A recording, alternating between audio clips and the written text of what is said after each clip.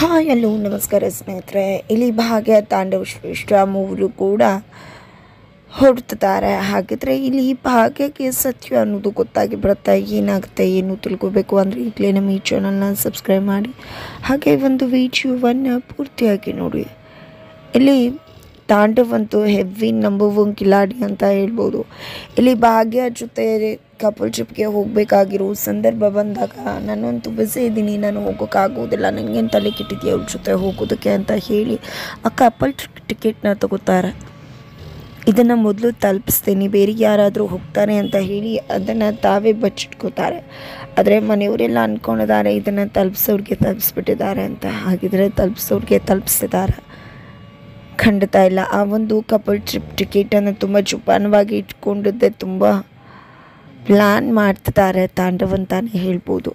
ಇತ್ತ ಕಡೆ ಪೂಜಾ ಅಂತೂ ಭಾಗ್ಯ ಹತ್ರ ಅವಳ ಹುಡುಗ ಮದುವೆ ಆಗಬೇಕಾಗಿರೋ ಕನಸಿನ ಹುಡುಗ ಹೇಗಿರಬೇಕಿತ್ತು ಅಂತ ಹೇಳಿ ಭಾಗ್ಯನ ಕೇಳ್ತಾರೆ. ಭಾಗ್ಯ ಕೂಡ ತುಂಬ ಮುದ್ದಾಗಿ ಅವರ ಕನಸಿನ ಹುಡುಗ ಹೇಗಿರಬೇಕಿತ್ತು ಅನ್ನೋದನ್ನು ವ್ಯಕ್ತಪಡಿಸ್ತಾರೆ. ನಿಜವಾಗ್ಲೂ ಕೂಡ ಭಾಗ್ಯ ಕನಸಿನ ಹುಡುಗ ತುಂಬಾ ಸಿಂಪಲ್ ಆಗಿದ್ರು, ಜೊತೆಗೆ ತಾಂಡವ್ಗಂತೂ ಖಂಡಿತ ಮ್ಯಾಚ್ ಆಗೋದೇ ಇಲ್ಲ. ತಾಂಡವು ಮತ್ತು ಅವಳ ಕನಸಿನ ಹುಡುಗನ ನಡುವೆ ಸಾಕಷ್ಟು ಭಿನ್ನಾಭಿಪ್ರಾಯ ಇದೆ ಅಂತ ಹೇಳ್ಬೋದು. ಭಾಗ್ಯಕ್ಕೆ ಬೇಕಾಗಿರೋದು ಯಾವುದೇ ದುಡ್ಡು, ಹಣ, ಅಂತಸ್ತು, ಆಸ್ತಿ, ಒಡವೆ, ಚಿನ್ನ ತಂದು ಕೊಡ್ತಕ್ಕಂಥ ಶ್ರೀಮಂತ ಹುಡುಗ ಅಲ್ಲ.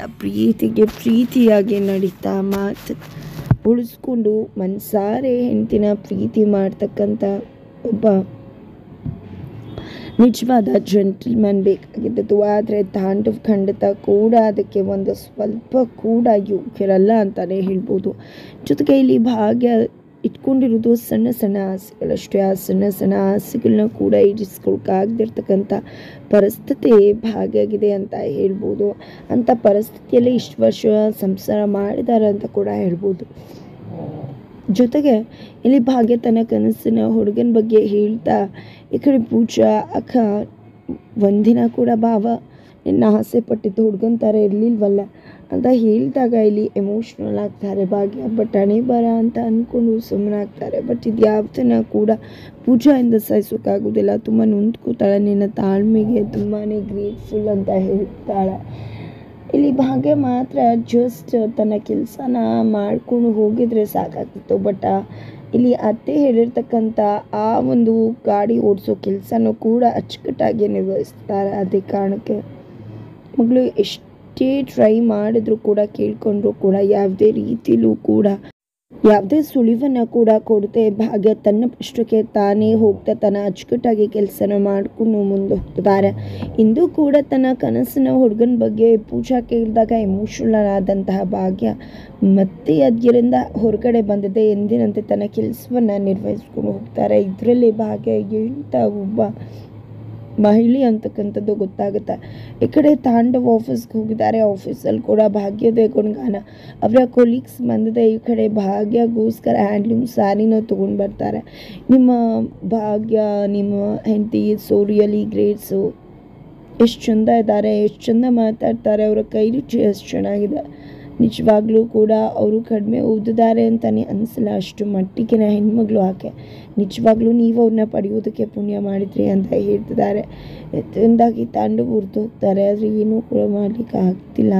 ತದನಂತರ ಈ ಕಡೆ ತಾಂಡವಂತೂ ಆಫೀಸಲ್ಲಿ ಕೊಲೀಗ್ಸ್ ಮಾತನ್ನ ಕೇಳಿ ಉಟ್ಕೋತಾರೆ. ಆದರೆ ಇಲ್ಲಿ ತಾಂಡವ್ಗೆ ಏನೂ ಮಾತಾಡೋಕ್ಕಾಗಲ್ಲ. ಎಲ್ಲರೂ ಮುಂದೆ ಕೂಡ ತಾನು ಸರಿ ಆಯಿತು ಖಂಡಿತವಾಗ್ಲೂ ತಲುಪಿಸ್ತೀನಿ ಅಂತ ಹೇಳಿ ಮಾತನಾಡ್ತಿದ್ದಾರೆ. ಅದರ ನಡುವೆ ಶ್ರೇಷ್ಠ ಇದೆಲ್ಲವನ್ನೂ ಕೂಡ ಕೇಳಿಸ್ಕೊಂಡ್ಬಿಡ್ತಾಳೆ. ಕೇಳಿಸ್ಕೊಂಡಿದ್ದು ಶ್ರೇಷ್ಠ ಸುಮ್ಮನೆ ಇರ್ತಾಳೆ? ಖಂಡಿತ ಇಲ್ಲ. ತಾಂಡವ್ ಹತ್ರ ಬಂದಿದೆ.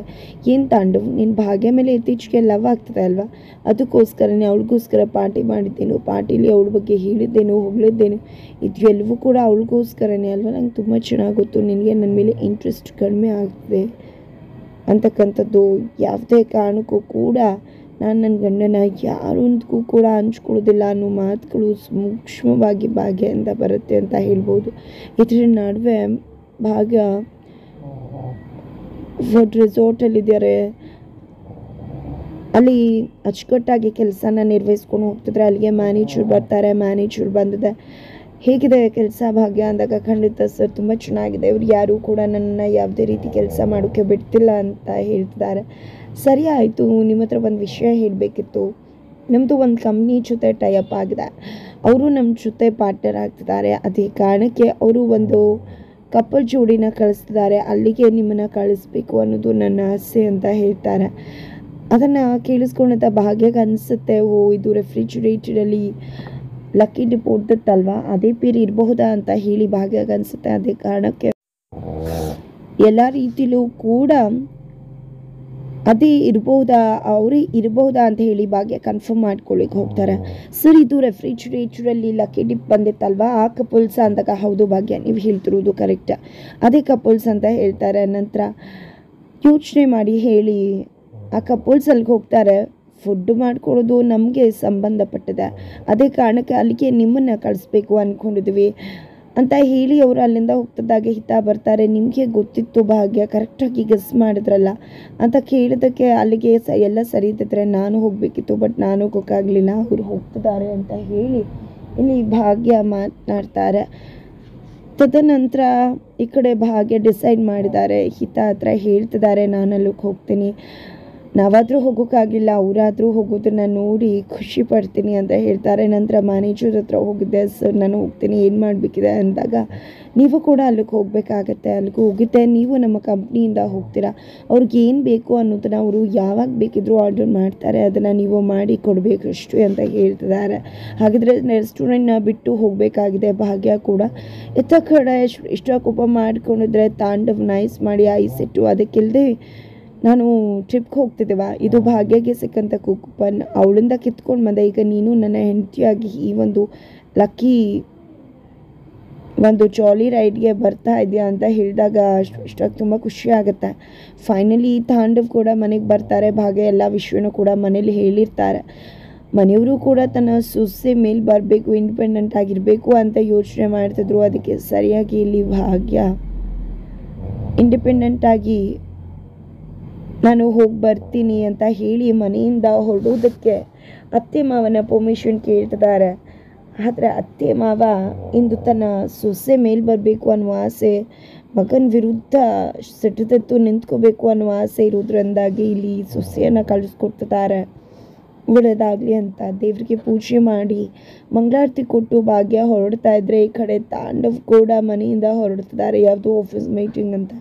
ಫೈನಲಿ ತಾಂಡವ್ ಮತ್ತು ಶ್ರೇಷ್ಠ ಕೂಡ ಹೊರಟಿದ್ದಾಯಿತು, ಆ ಕಡೆ ಭಾಗ್ಯ ಕೂಡ ಹೊರಟಿದ್ದಾಗಿತ್ತು. ಹಾಗಿದ್ರೆ ಮೂವರ ಹೊರಡುವಿಕೆಯಲ್ಲಿ ಮೂವರ ಸಮಾಗಮವಾಗುತ್ತಾ ಫೈನಲಿ ಆ ಒಂದು ಕಪಲ್ ಟ್ರಿಪ್ಪಲ್ಲಿ ಭಾಗ್ಯಗೆ ಸತ್ಯ ದರ್ಶನ ಆಗೋ ಎಲ್ಲ ರೀತಿ ಚಾನ್ಸಸ್ ಇದೆ. ಹೇಗಾಗುತ್ತೆ ಏನು ಮುಂದಿನ ವಿಷಯದಲ್ಲಿ